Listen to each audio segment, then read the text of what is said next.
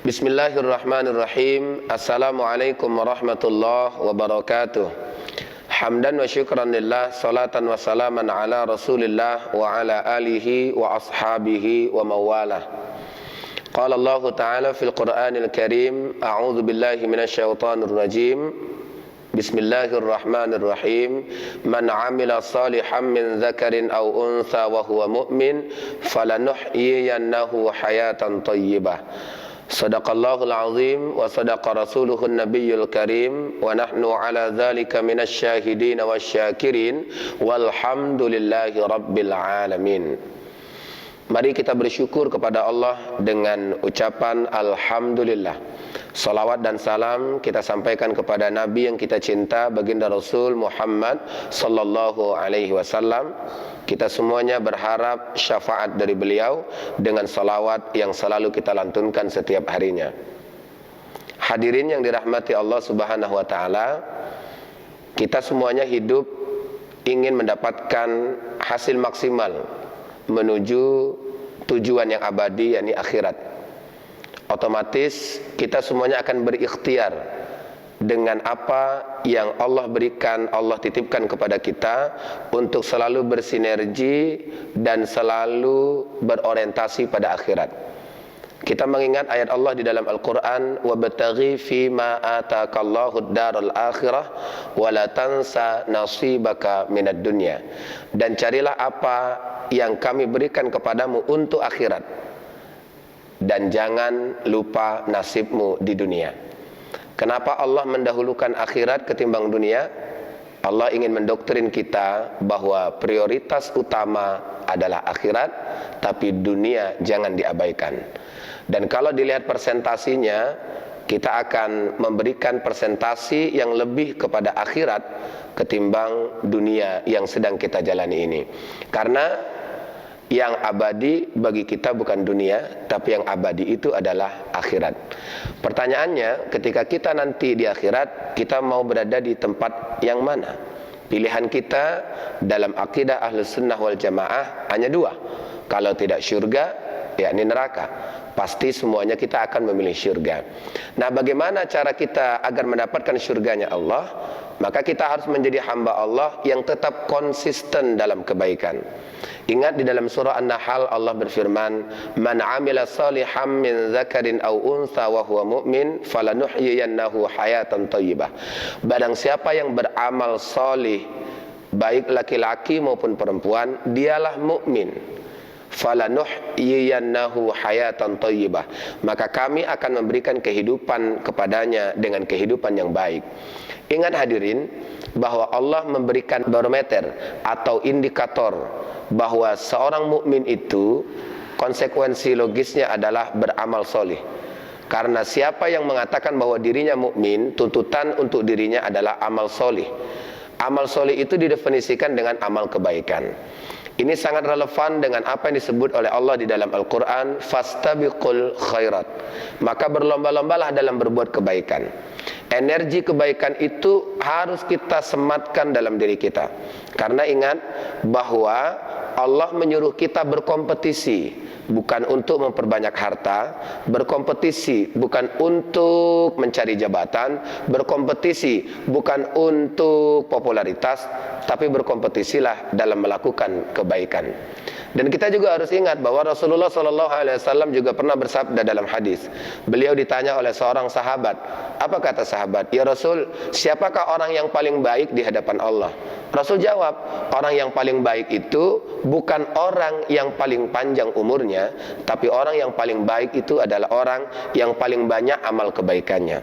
Jadi yang menentukan kita baik di hadapan Allah itu bukan panjang atau pendeknya umur, tapi adalah amal kebaikan. Itu artinya Rasul ingin mengedepankan aspek kualitas diri, bukan kuantitas umur. Nah, kita boleh berbangga yang umurnya panjang, tapi kita juga belum tentu lebih baik dari yang umurnya pendek. Kita lihat di Indonesia, Syekh Ali Jaber meninggal di usia 44 tahun. Ustadz Arifin Ilham meninggal di usia 49 tahun. Ustadz Jeffrey Al-Bukhari juga meninggal di usia 40 tahun. Ini kan menjadi catatan. Kenapa mereka meninggal, dicabut nyawanya oleh Allah di usia yang sangat relatif muda?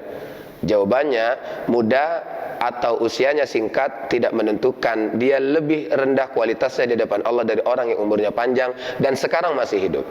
Dan kita boleh catat juga Rasulullah, berapa umur Rasul? Umur Rasul itu hanya 63 tahun.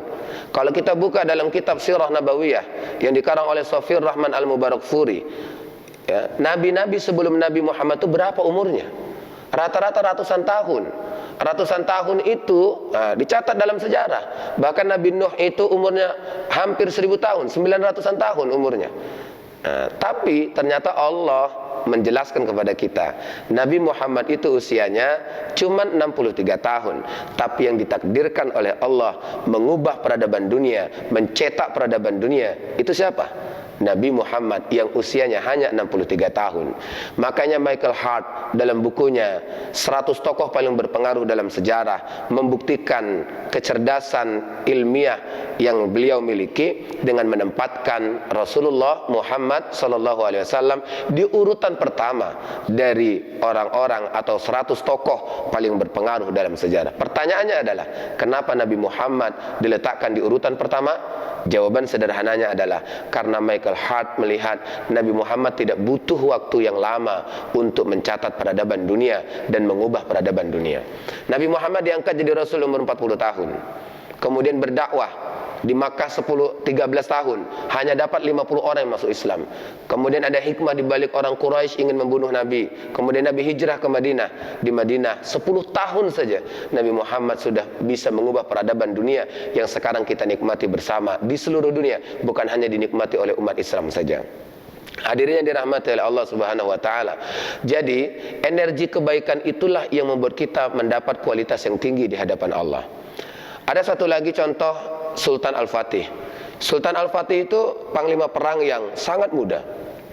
Beliau tercatat dalam sejarah dunia sebagai panglima perang termuda yang bisa menaklukkan Konstantinopel. Berapa usianya? 21 tahun. Kalau hari ini kita sudah berusia 50-an tahun, hari ini kita sudah berusia 60 tahun. Pertanyaannya, apa yang sudah kita buat dalam kaitannya dengan kebaikan yang bisa kita titipkan untuk generasi penerus yang akan datang?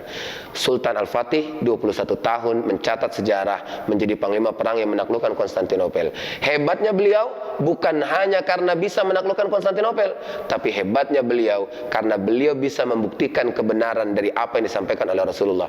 Karena Rasulullah sebelum wafat beliau menyebutkan apa? Suatu ketika nanti Konstantinopel akan ditaklukkan oleh umat Islam. Tapi Rasulullah wafat 250 tahun setelah Rasulullah wafat, Konstantinopel belum juga ditaklukkan oleh umat Islam. Makanya Sultan Al-Fatih mengatakan kepada prajuritnya, wahai saudaraku, sekarang saatnya kita untuk menaklukkan Konstantinopel. 250 tahun yang lalu Nabi sebelum wafat mengatakan suatu ketika Konstantinopel akan ditaklukkan oleh umat Islam. Sekarang mari sama-sama kita kerahkan seluruh energi, kita kerahkan semua kekuatan dan kita taklukkan Konstantinopel.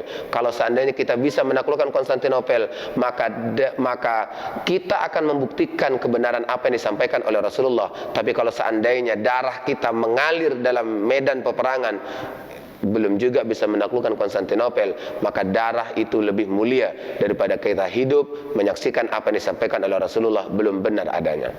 Hadirinnya dirahmati oleh Allah Subhanahu wa taala. Energi kebaikan harus tetap kita terus kembangkan, karena kualitas diri itu ditentukan dari amal kebaikan. Lagian kan Rasul juga pernah bilang dalam hadis, apa kata Rasul? Ittabi'ul mayyit salasah. Yang mengikuti mayit itu ada 3, maluhu wa ahluhu wa amaluhu. Ada hartanya, ada keluarganya, ada amalnya. Fayarji'usnani, yang 2 balik, kembali. Apa yang kembali itu? Maluhu wa ahluhu, hartanya dan keluarganya. Wa yabqa wahid, yang akan kekal menemani kita dalam hidup itu adalah amal kebaikan kita. Makanya hadirin yang dirahmati oleh Allah Subhanahu wa taala, teruslah kita berkompetisi dalam kebaikan, karena kebaikan itu adalah bahagian substansi dari kehidupan kita yang akan menyelamatkan kita. Siapa yang punya harta, gunakan harta untuk kebaikan. Siapa yang punya jabatan, gunakan jabatan sebagai ladang kebaikan. Siapa yang punya popularitas, kemasyhuran, maka gunakan kemasyhuran itu untuk ladang kebaikan. Kalau seandainya kita bisa mengefektifkan lakukan ini, maka insya Allah ladang kebaikan itu yang akan menyelamatkan kita, dan insya Allah apa yang kita lakukan itu akan dinilai besar di hadapan Allah. Ingat, Rasulullah juga pernah mengingatkan kepada kita, kalau beramal kebaikan jangan memandang besar, karena Rasul pernah bersabda, Allah lebih mencintai amal ibadah yang sikit tapi rutin daripada yang banyak tapi sekali-sekali. Lakukan kebaikan sekecil apapun, walaupun kata Nabi ada duri di jalan, kita singkirkan, itu kebaikan. Kalau sekarang kita hidup di kota misalnya tak ada lagi duri, maka batu di jalan disingkirkan, dan menyingkirkan sesuatu yang bisa menghalangi orang dalam perjalanan, itu kebaikan. Bahkan dalam hadis yang lain Rasulullah menyebutkan, ma tabassumuka fi wajhi akhika shadaqah, senyum di hadapan saudaramu itu adalah sedekah. Bahkan hanya sekedar senyum itu kebaikan. Kenapa? Karena senyum memberikan energi positif bagi orang lain, dan itu akan menjadi catatan kebaikan di hadapan Allah. Hadirin yang dirahmati oleh Allah Subhanahu wa taala, kita yang selalu komitmen dengan kebaikan, yakinlah bahwa suatu ketika kita akan mendapatkan keajaiban dari Allah.